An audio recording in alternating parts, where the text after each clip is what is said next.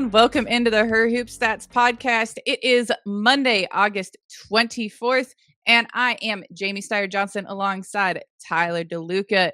Today, kicking off the week with a bang. And Tyler, we're going to get into the WNBA here shortly, but if we're kicking things off with a bang, I feel like the place to start is by going a few days backward here and kind of revisiting the talk of the town lately, I feel like, which is The Dynasty, the UConn Husky documentary that's streaming.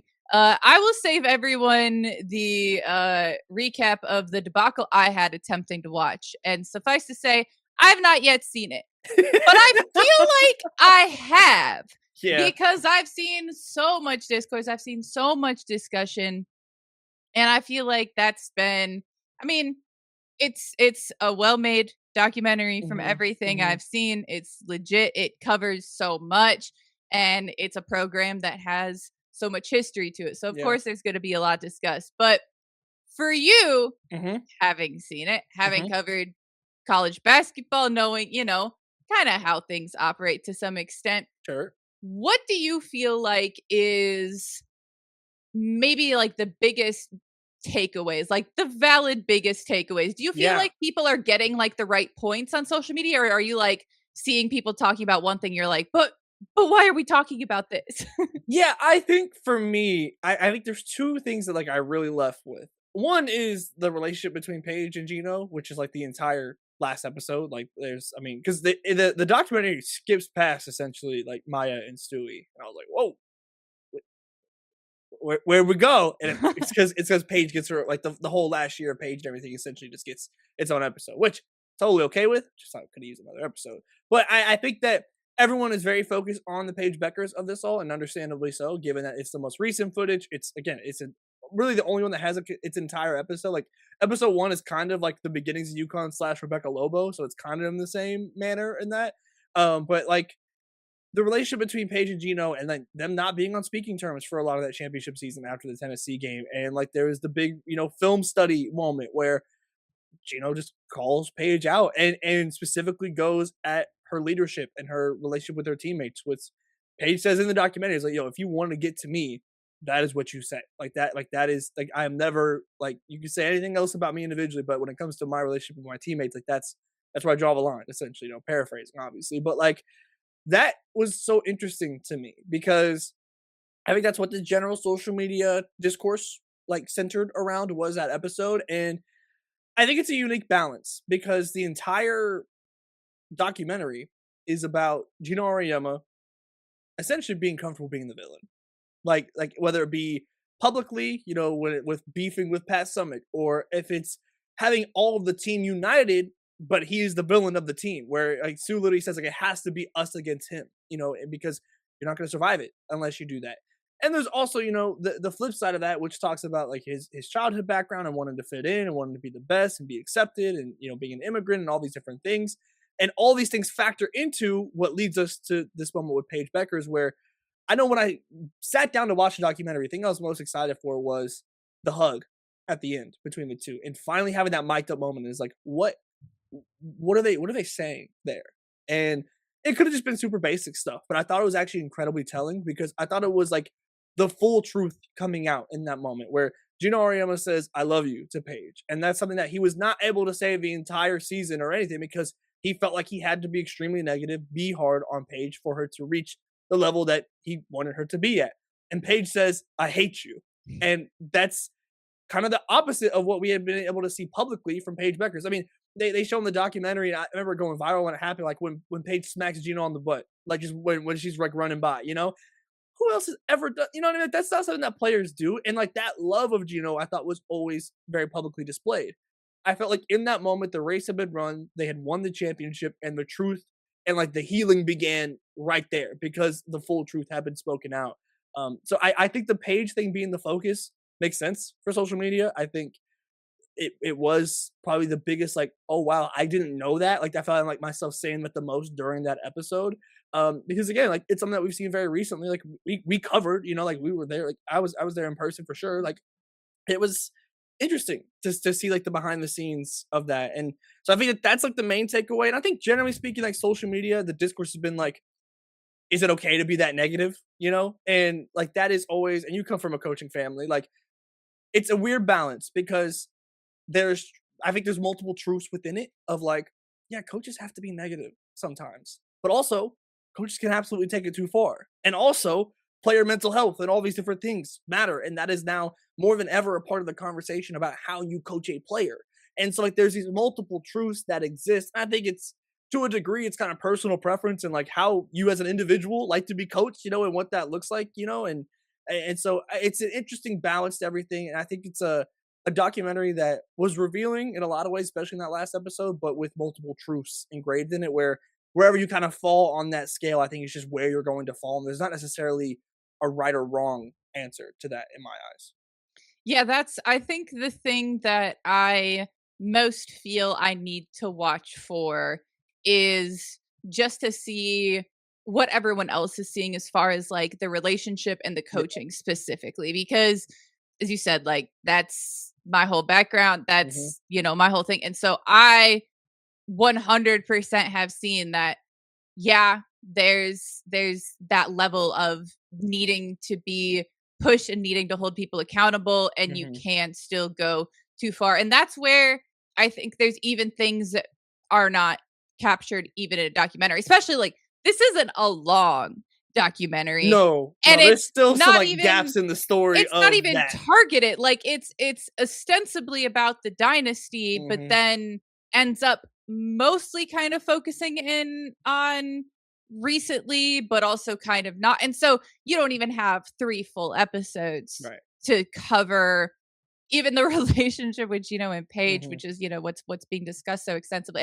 And to some extent also with, Lobo back in kind of the beginning of the Yeah. program and things like that. But that's where you have to have built that trust behind the scenes where like Hmm. even if there is tension, even if you go maybe too far, like you can still come back from it Right. and you have that base of trust. And also like there's a time where being held accountable and being pushed is going to hurt really bad, but Hmm. also maybe for that person not be too far. And that's where it's not on anyone else's, like it's not for any of us to make a declaration of like this is right, this is wrong. Like you want to talk culturally, you want to talk societally about like the way that we talk to people, the way that people are like how Hmm. you're brought up, how you get used to responding to that kind of style. We can have that conversation, but that's not like a micro conversation. That's a much more like macro conversation. Yeah. Like I think back to when I played club basketball, like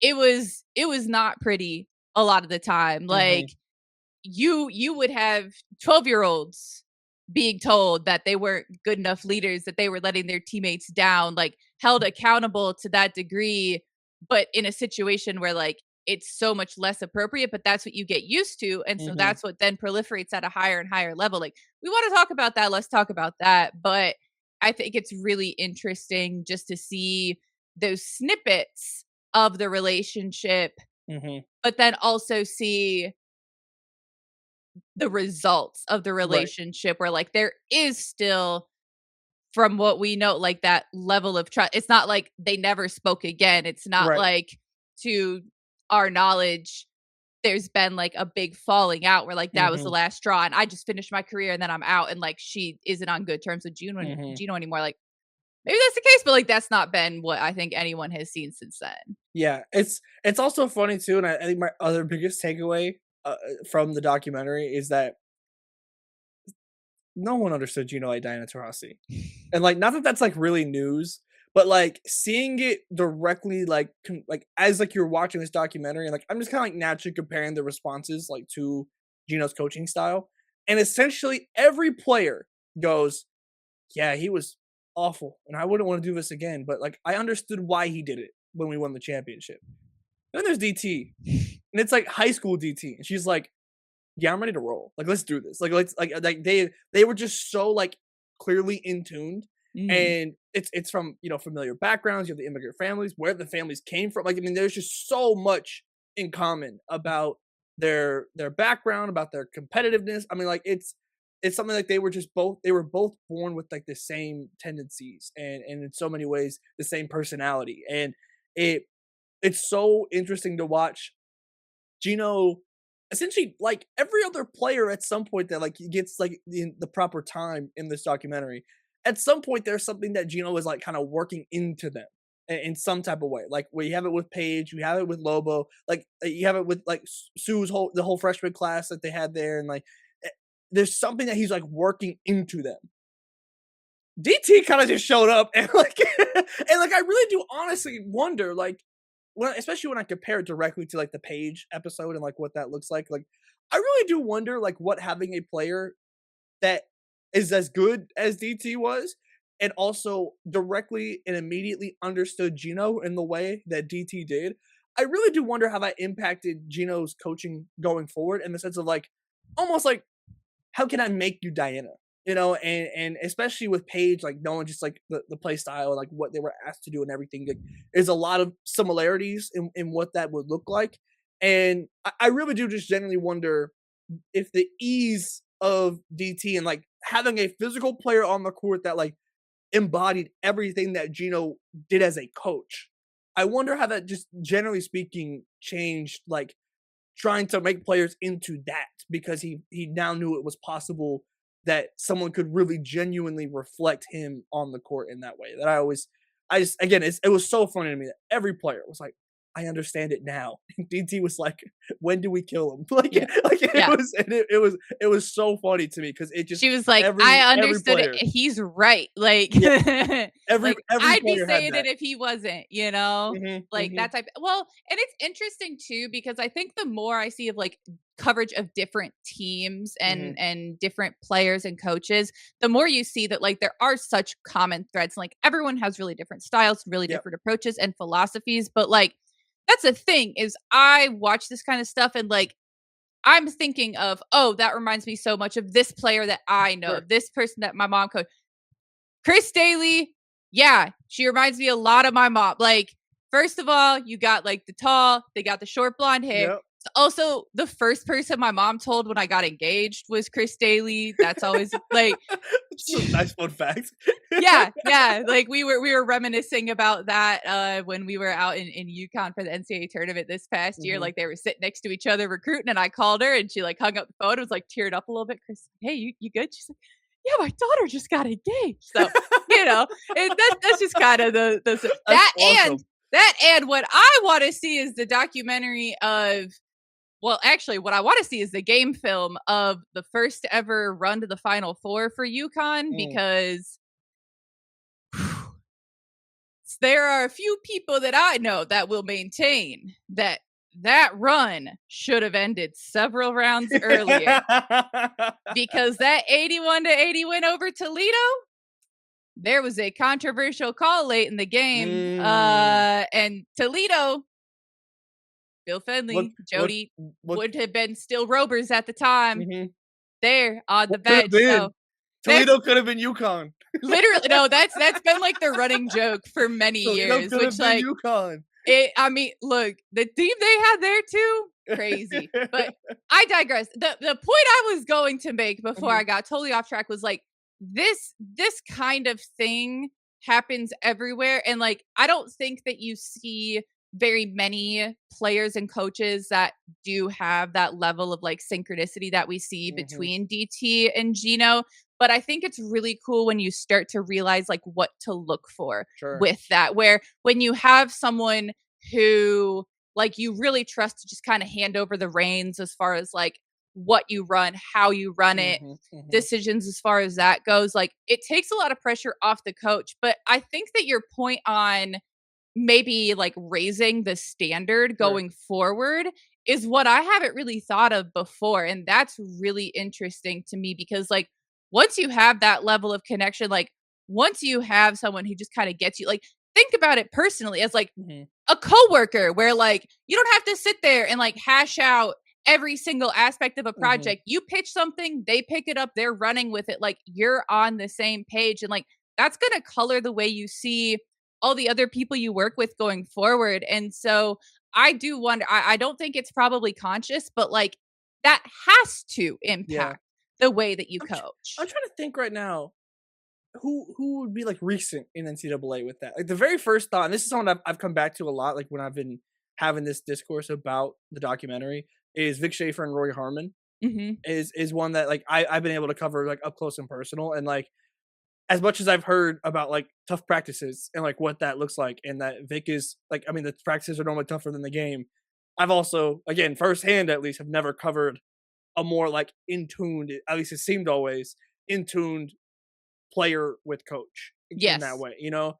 And I it's rare. Like it's rare for a reason because like there's you can have a great relationship Mhm. and like be a good coach player relationship and like it work on the court and everything, but to embody your coach and be able to be that secondary mind on the court and to be that same presence, to be that same personality, to ask the same things of your teammates as the coaches is really rare, I feel like. Mhm. And it Mhm. really does like change. I mean, it can change programs forever because I think it can truly like, and you know, those that personality can embody the program, and it's like it's interesting to see. And I mean, again, Texas might be like our most recent case of that, and now like you're kind of see like in terms of like how it changes the standard, you know, and what Mhm. that looks like going forward. Like this might be like our best, you know, kind of test program, if you will, like to like to kind of like test that theory out, but it's rare. And so like Well, I and think this is also I definitely think gonna the change rarity stuff. too is like it was earlier in Gino's career. Like Sure. Vic's been around a second, Yeah, 100%. like Yeah. people kind of know who he is, people kind of know where he's at. And like I Mhm. do think that's a great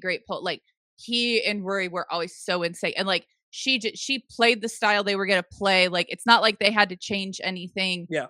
to cater to her. It's not like she really changed much to cater to the program. Like Mhm. she developed things as she was there, but like she came in and it was such a great fit. And like I'm not even gonna get into this. I'm just gonna like share the sentiment that like I worry that's something we might lose, and probably are Mm. losing with the fact that there are so many transfer and like I've said Yeah. this a million times, no one should be forced to stay in a situation that isn't right for them, that they don't believe is best serving them. That's especially getting into like abusive, all that. Mhm. But I do think that you don't have the ability to build up Sure. that connection anymore. And that's not going to be instant. There may be like an inkling of it, Mhm. but you're not going to walk onto campus and, be of one mind with your coach Yeah. immediately. 'Cause Like, even as much as you might see the potential for it, yeah. that has to develop. Yeah, because like you have it with Rory. I'd probably throw Raven in there with Mhm, Raven mhm. and Don would be another one. But also, again, you're talking about players that stood at the same school the entire time for the whole time, you know, and like you know, in Rory's case, spent extra time there, you know, due to injuries and whatnot. They're So also like, probably the ones that are less likely to eventually transfer. So it's like right. that's what I think will be the really big thing is as we see Hmm. people that go through and they spend, 4 or like maybe 3, even a couple years at a Sure. program. Maybe they don't start out in the right place. They go to the place that they're meant to Hmm. be. That's where I think we're going to see like the consistency is going to be even more crucial. And that's going to be an immense separator. Like you Yeah. talk about, oh, you can build out of the portal, whatever, but you can't build an entire team Yeah. out of the portal. Like when you have a player that you can build up and you can rely upon that really gets you as a coach, that gets you as a program, that's what's going to set people apart going forward. Yeah. And so that's where it's like, that's what I'm excited to be able to like see develop. And especially just to get a little bit more of like an inside look at maybe like one of the absolute greatest examples of Hmm. that relationship with DT and Gino. Like, there's certainly more of that to come. It's not, Yeah. oh, it's lost. Like, there's no connection, whatever. Like, Hmm. not saying that, but it definitely is. It's a different world out there, but that is such an underrated separator is Hmm. to be on the same page. Yeah. No, like I said, it's interesting, and to me, like that was immediately what to circle back to the doc. Like that's immediately what I just continued to compare everything to. And maybe that was like unfair, like during my viewing experience, to be like, oh yeah, like how do you stack up to how Diana Taurasi responded to competitiveness, you know? But like and like having that edge, but it was so funny to me because every player had a similar sentiment of I understand it after we won, after we reached the mountaintop. Like I get it, I understand the journey that we took, and DT just got it from day one, and it was hilarious to me, like to see like the difference between that and between DT and just about everyone else that was featured in that doc.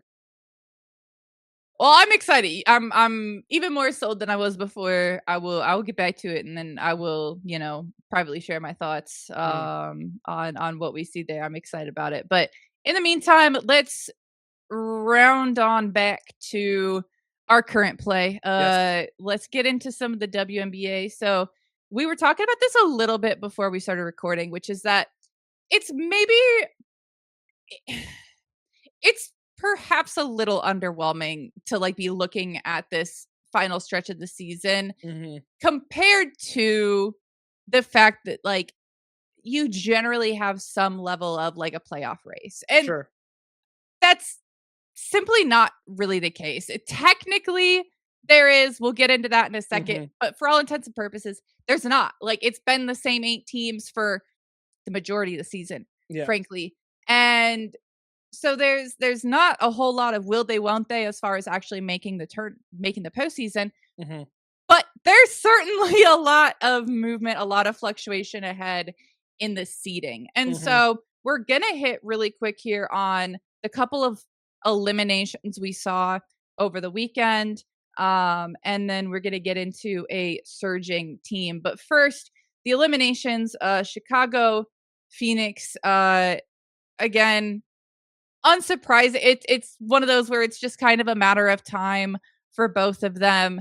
But man, let's start with Phoenix because I I get it. Like I get that you're hoping to sell Kelsey Plum on coming back after this Hmm. year. That's fine. I'm not faulting that. What I didn't get was like the insistence to push a narrative of like they're doing it for a playoff push. It's like Yeah. that just seemed like that was completely ignoring reality, what we've seen from the Hmm. team, what we've seen in the league. Like you wanna talk about, like, maybe an outside flyer, like, you wanna talk about how much of a long shot it is, fine, Hmm. but that was never a playoff No. move, and now we can all just be honest about that. Yeah, and I'm glad because I've been saying this since it happened. I don't understand why. Like I thought this trade.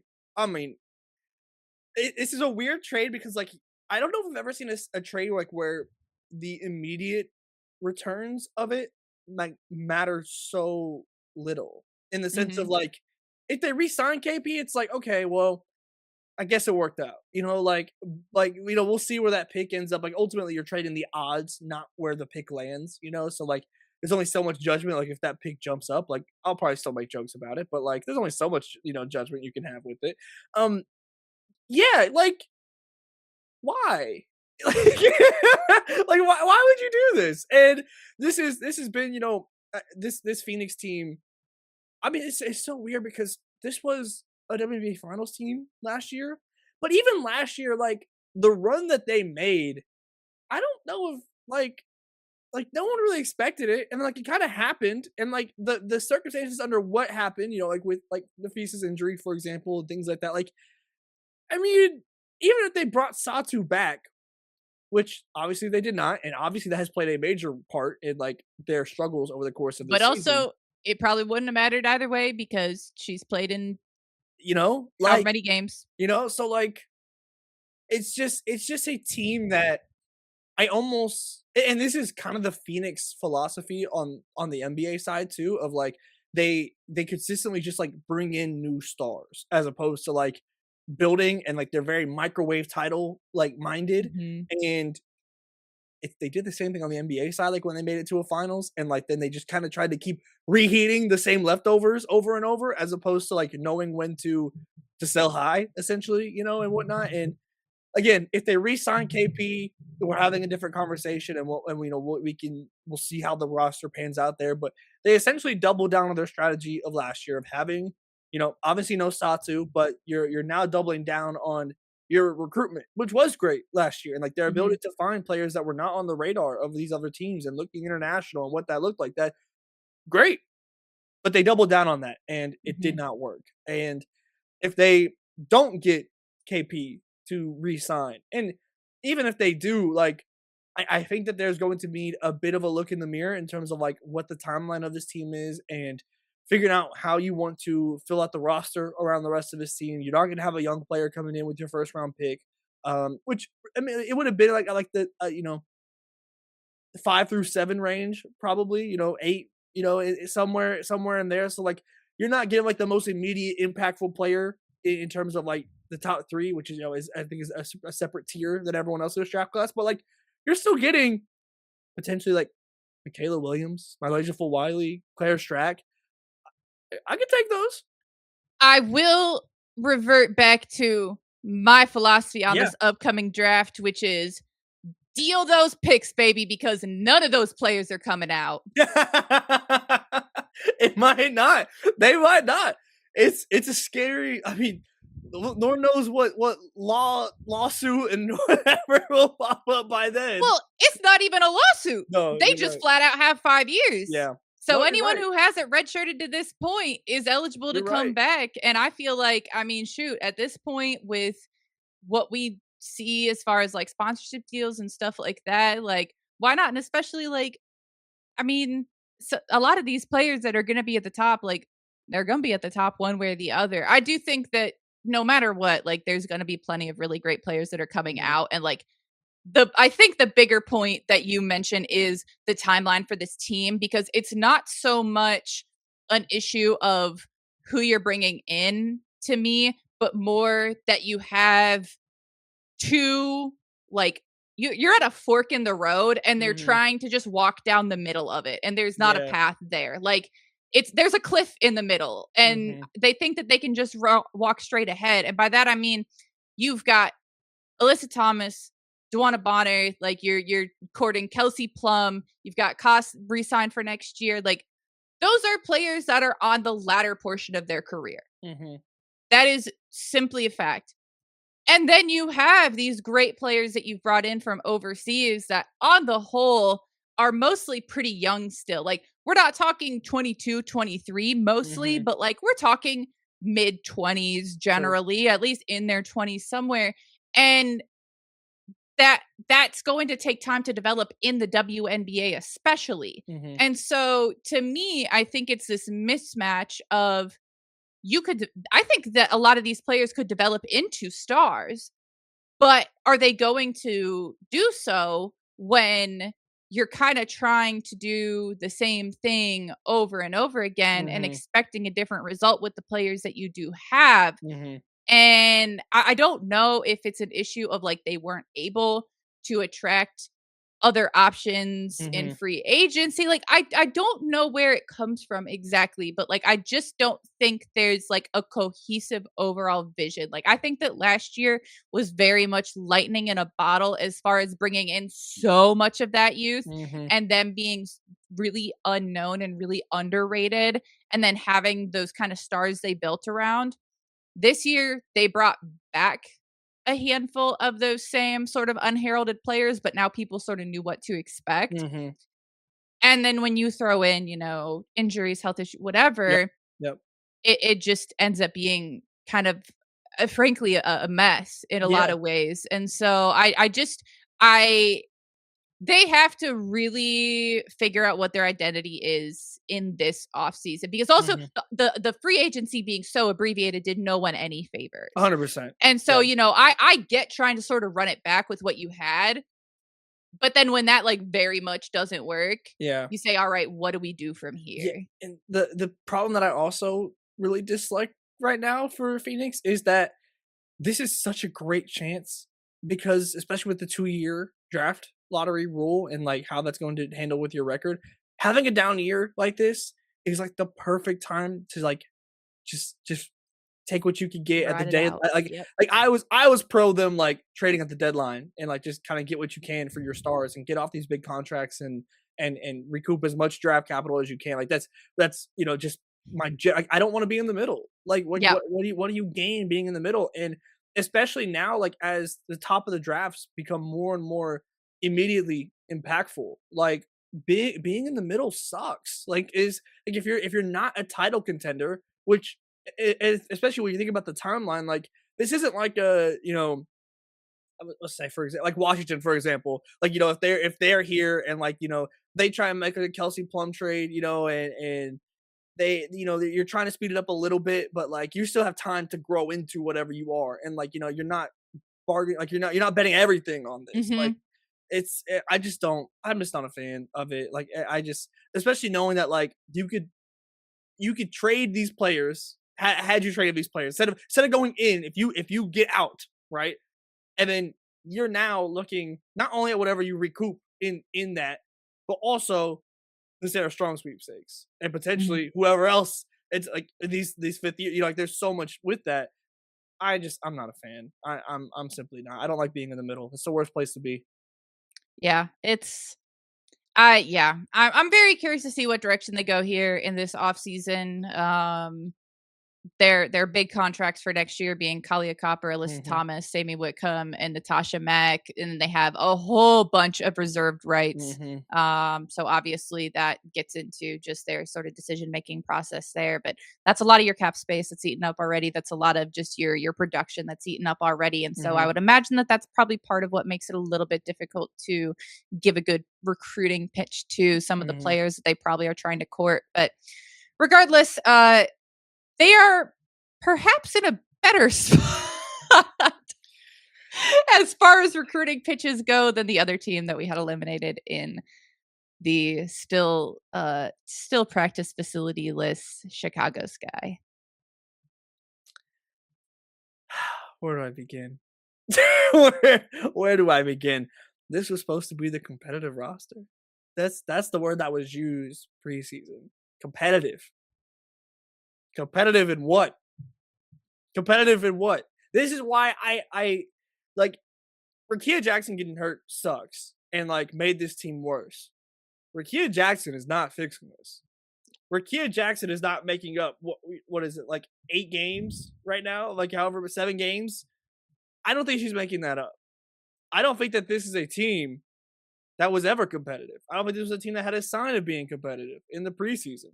And like I felt like at their absolute best, like preseason in terms of my expectations, they could have fought for that 8 seed, maybe the 7, just depending on how like congested it is. Because I generally thought going into the season that it was going to be more congested than what it was in terms of the actual like final seeding race. But then the Washington ends up being fantastic this year, and who has Chicago's pick? Washington. Like this is like why you traded assets into this team to get this team.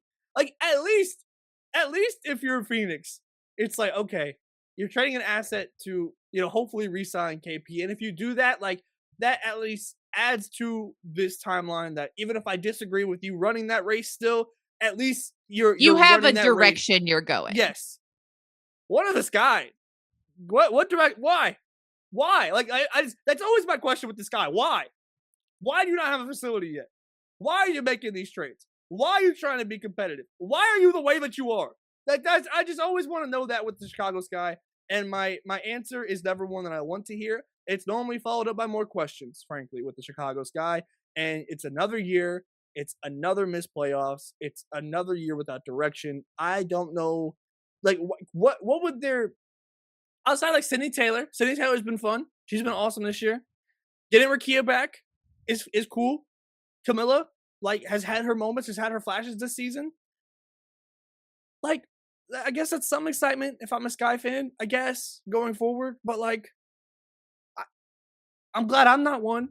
I'll put it like that. Like it's bad. It's just why. Like that's always the resounding question that I have with the Chicago Sky is why. Yeah, I'm just waiting for like the news to hit in the off season of like trading Sydney Taylor or something. Like that would Well, be that would she can just leave, which would be incredibly Chicago Sky.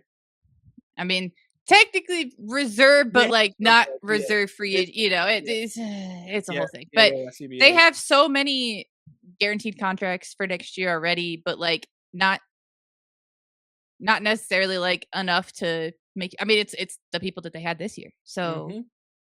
I mean, they're gonna have to deal with the Skylar Diggins situation at some point.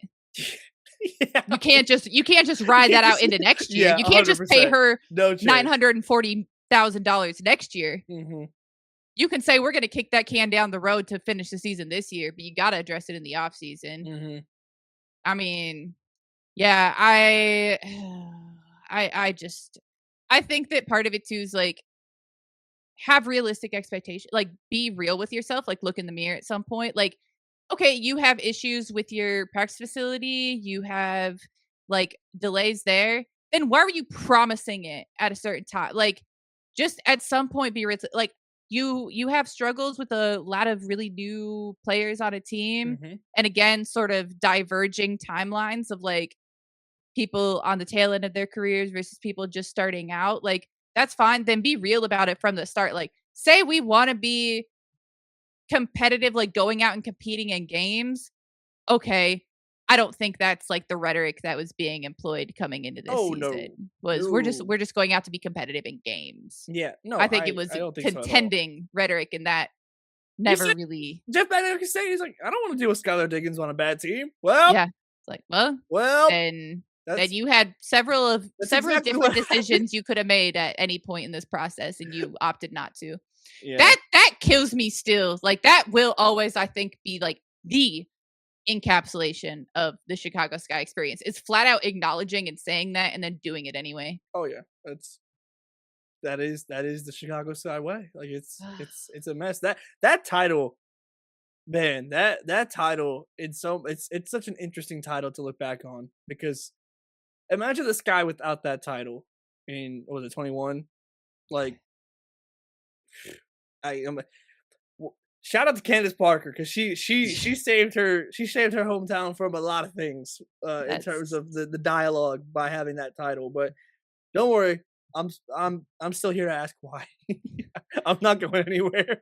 Oh God, yeah, no kidding. All right, we're maybe gonna circle back to the Wings, but I think we're getting to the point where I'm gonna lose my capability for coherent thought. So let's maybe leave that for our good colleagues later in the week, and finish just quickly here on my sticking point.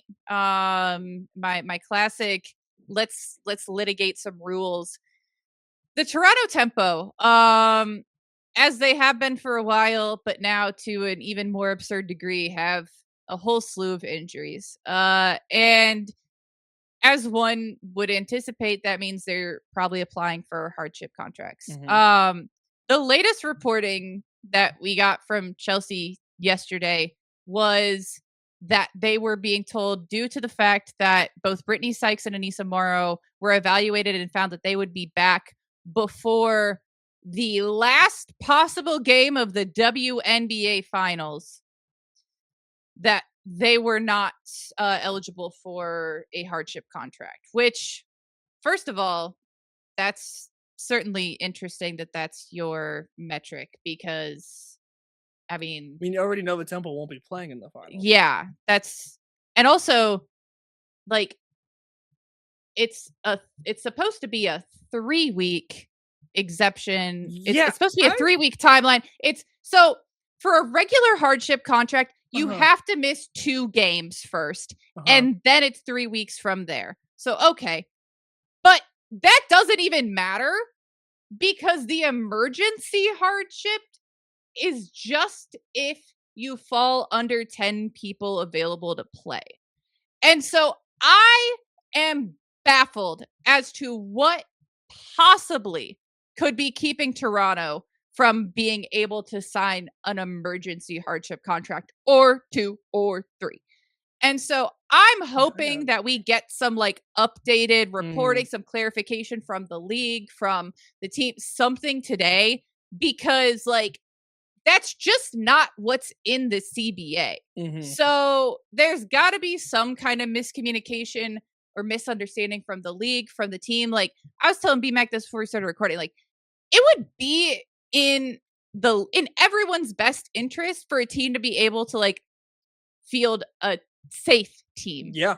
Let alone competitive. Like, and especially, you play Vegas within 10. You get a win over Portland. That shorthanded, but those things compound. Like Chelsea was saying, with players leaving for the World Cup, they would potentially be down to 6. Like, that's literally not something you can do. And Chelsea so suiting up. Chelsea suiting up. I'm about to be FaceTiming her with some drills. Like, come on now. hit the court. Like, I know, I think she Time to like shine. played in like the Raptors media day Yeah, yeah. game like last year or whatever. Like, she about to be pulling up the film, getting the Got lab. to send it to Like, Sandy. Sandy probably screwed up too. that's what I saw. Like, I saw someone say Brandy Santello's about to shoot up. I was like, stop it right now. That's good. But like, it just, I'm one to like, oh, this doesn't make sense. Like, I can't believe this is what they're doing. But like, this is just simply not what's in the CBA. So like, there has to be something else that comes out. I'm fully lost. Like, I don't look. I don't have any understanding of this. Like, to not allow this. Like, I've never heard the finals thing before. Like, that's the emergency hardship portion of the CBA is actually one of the like simpler reads. Like, there's only 3 I thought I understood it. To it. It's very straightforward. Yeah. There are there's no caveats beyond being below 10 players. Yeah, and I thought I understood it. I really did. Like, as someone who is not the most CBA savvy at times, like, I really thought I had this one down, and apparently I didn't. Well, and the crazy thing is too, like, even any like loophole I want to poke in it, like, oh, well, maybe because they're voluntarily leaving or whatever. No, as a result of injuries, illnesses, other conditions, or other extenuating circumstances that have affected its players, have fewer than 10 players on its roster who are able to play. I mean, not being in the country makes you unable to play. The World Cup was enough of a circumstance for the WNBA to delay their season. Even if it's voluntary, like, that's a circumstance. That's not on the team's part. So I don't know. It's wild. They got to figure it out, because that's obviously unacceptable. You want to talk about player safety? Like, that's a big player safety issue. But I don't know. I'm hoping the best for him, because especially like you have major players go down. You want to be so cautious. Like, Slim just comes back 100%. And then she's down again. Like, you're not messing around with that. You're already eliminated from the playoffs. You're moving on. And it's better if you lose as well.